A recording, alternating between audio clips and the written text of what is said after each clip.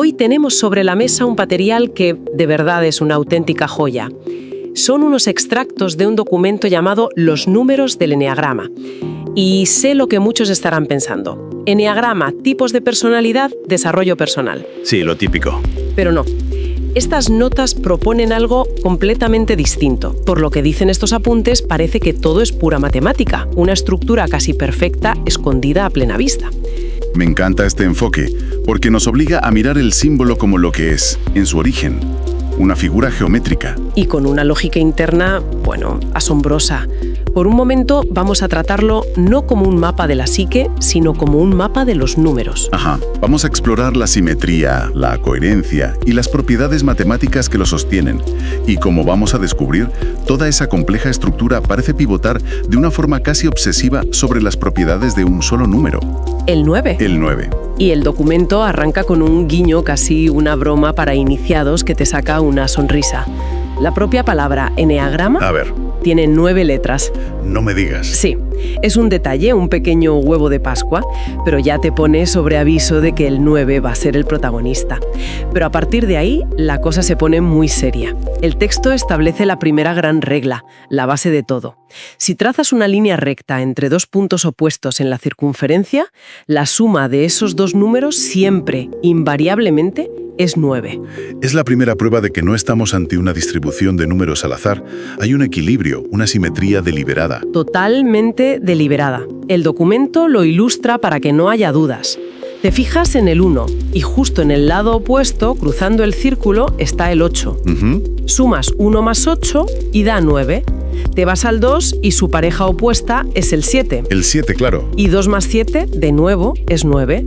El patrón se repite sin fallo. El 4 está opuesto al 5. Y 4 más 5 es 9. Pero lo que me pareció más curioso es que esta regla no solo se aplica a los puntos de la figura externa del hexágono, sino que también absorbe al triángulo interior. Los puntos 3 y 6 que pertenecen a esa otra forma también están opuestos y también suman 9. O sea, que no hay ni una sola excepción. Ni una. Lo fascinante aquí es que este diseño sugiere que el 9 no es solo un resultado, sino el eje invisible sobre el que todo el sistema se equilibra. Imagina una balanza cósmica. Cada número tiene su complemento numérico, su, por así decirlo, alma gemela al otro lado del círculo, y juntos se resuelven en el 9. Es una arquitectura de una elegancia matemática brutal. Pero un momento, el documento da un salto que al principio me costó creer. Afirma que no necesitas ni mirar el dibujo para saber qué números son pareja. Ah, no. No.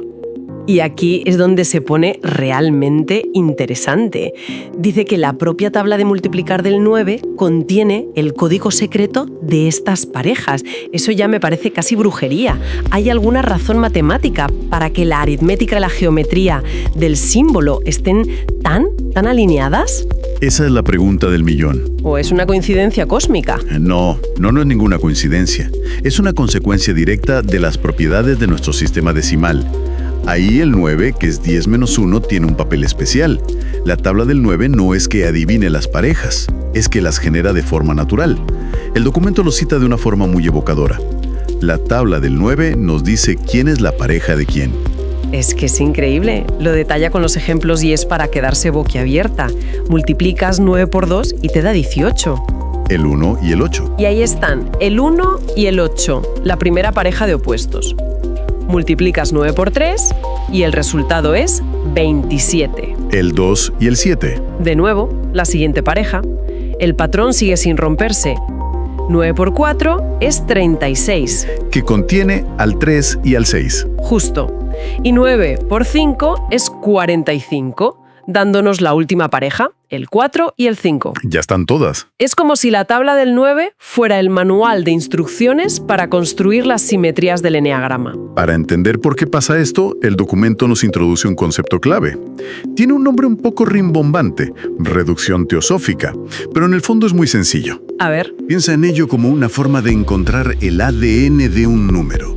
No importa lo grande que sea, este método lo destila hasta encontrar su esencia, su raíz, de un solo dígito. El proceso es simple. Coges un número, sumas sus dígitos, y si el resultado tiene más de un dígito, repites el proceso, hasta que te quede solo uno. Vale, como sacar la raíz digital de un número. Si tienes el 523, sumas 5 más 2 más 3, que da 10. 10, sí. Y como tiene dos cifras, sumas 1 más 0 y te da 1. La esencia del 523 es 1. Exactamente. Y aquí es donde el 9 demuestra su magia, su propiedad más especial que lo diferencia de todos los demás. El documento es muy claro. Cualquier número, por gigantesco que sea, que multipliques por 9, cuando le aplicas esta reducción, Sí. el resultado final siempre es 9. El ejemplo que usan es perfecto. 341 multiplicado por 9 es 3069. ¿Vale? Sumas sus dígitos. 3 más 0 más 6 más 9 y da 18. Como tiene dos dígitos, vuelves a sumar. 1 más 8, 9. 9. Funciona siempre. ¿Entendido?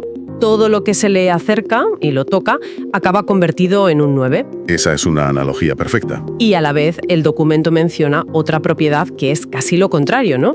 Dice que si se suma es como un fantasma, pasa sin dejar rastro. Esas dos propiedades son la clave de todo, ¿verdad? Exacto. La segunda propiedad es justo esa. Si le sumas 9 a cualquier número, su raíz numérica no se altera. El 9 es un elemento neutro en esta suma reducida. A ver un ejemplo. Lo vemos con los del texto. Coges el 8, le sumas 9 y te da 17. Reduces el 17, 1 más 7, Y vuelves a tener el 8. vuelves al 8. O coges el 3, le sumas 9 y te da 12. Reduces el 12, 1 más 2, y vuelves a tener el 3. Ya veo. El 9 atraviesa la suma sin afectar a la esencia numérica del otro número. Estas dos propiedades, la de absorción y la de invisibilidad, son el motor matemático de todo el eneagrama. Vale, está claro que el 9 es el rey de este castillo, pero lo que me pregunto ahora es, ¿obedecen todos las mismas leyes? El documento sugiere que no, que dentro de la corte hay una especie de familia real que vive según sus propias normas, el triángulo del 3, 6 y 9. Y aquí vemos la primera gran división en el sistema. El documento sugiere que no todos los números juegan con las mismas reglas. Parece que el 369 es como el núcleo estable del sistema, una ley en sí misma. ¿Y el resto? Mientras que el resto de los números están en un flujo constante. Vamos a ver cómo lo demuestra. Pues la regla que destaca para el 3 y el 6 es fascinante. Dice que si coges el 3 o el 6 y los multiplicas por cualquier otro número, el resultado, una vez lo reduces, siempre va a ser un 3, un 6 o un 9. Es imposible que dé un 1, un 2, un 4, un 5, un 7 o un 8. Se quedan dentro de su propio grupo. Siempre. El documento da ejemplos para que lo veamos claro. Con el 3, lo multiplicas por 4, da 12. Reduces 1 más 2 y obtienes 3. 3. Lo multiplicas por 5, da 15. Reduces 1 más 5 y obtienes 6. Con el 6 lo multiplicas por 2, da 12. Lo reduces y obtienes 3. Lo multiplicas por 5, da 30. Lo reduces 3 más 0 y obtienes 3. Se quedan siempre jugando en casa. Esto plantea una pregunta importante. ¿Por qué se comportan de forma distinta? Lo que este patrón sugiere es una división funcional clarísima. El triángulo 369 no es solo una figura, es un circuito numérico cerrado y autosuficiente, de números que se generan y se transforman entre ellos, pero nunca se escapan de su propio ciclo. Son los únicos números de la tabla del 3, básicamente. Podríamos verlo como el elemento estable y predecible del sistema. Entonces, si el 3, 6 y 9 están en su propio club privado, ¿qué pasa con los demás? Los números del hexágono, el 1, 4, 2, 8, 5 y 7. Parecen los rebeldes del sistema, ¿no? Si el triángulo es la estabilidad, el hexágono tiene que representar la dinámica, el flujo, el cambio. La pregunta ¿es un movimiento caótico o sigue también un patrón oculto? Pues a primera vista, la secuencia que marcan las flechas del hexágono, empezando en el 1, vas al 4, luego al 2, al 8, al 5, al 7 y de vuelta al 1, no veo ninguna lógica. Aparentemente no. Pero entonces el documento propone un cálculo llamado la suma de las mitades. Te pide que partas esa secuencia de 6 dígitos por la mitad. Creando dos números de 3 cifras. Eso es. La primera mitad es 142. La segunda mitad es 857. Y ahora te pide que los sumes. Y cuando sumas 142 más 857, el resultado es 999. De acuerdo, esto ya es pasarse. Es demasiado perfecto para ser casualidad. Espera un momento. Esto es clave, porque hasta ahora el 9 aparecía en sumas de opuestos o en la reducción de dígitos. Aquí se manifiesta de una forma completamente nueva. ¿Es verdad? Es la estructura interna de una secuencia que parecía puro caos. Es una simetría oculta a un nivel completamente diferente. Demuestra que el orden de los números en esa secuencia no es para nada arbitrario. Pero espera, que aún hay más. Aún hay más. El dato final que nos proporciona el documento es, para mí, el más alucinante de todos. Coge la secuencia entera, el número 142.857. Ajá. Y nos pide que lo multipliquemos por 7. Y el resultado es 999.999. 6 nueves. Una perfección absoluta. Para rematar, añade que si duplicas la secuencia 142857, 142857 y lo multiplicas por 7, el resultado es 999 millones, etc. 12 nueves. El patrón se mantiene. Si conectamos esto con el panorama general de las matemáticas, todo cobra un nuevo sentido. Y es que esa secuencia, 142857, no es un número místico inventado para que el eneagrama funcione. No. Es una de las secuencias más conocidas en matemáticas. Es la secuencia de decimales periódicos que aparece cuando divides 1 entre 7. No puede ser. ¿Me estás diciendo que esa secuencia, que parece el código secreto del eneagrama, en realidad la llevamos usando en el colegio desde siempre? Cada vez que dividimos algo entre 7, la calculadora te da 0,142857. 142857, hasta el infinito. Hasta el infinito. Precisamente. Se conoce como un número cíclico. Y esa es la conexión definitiva.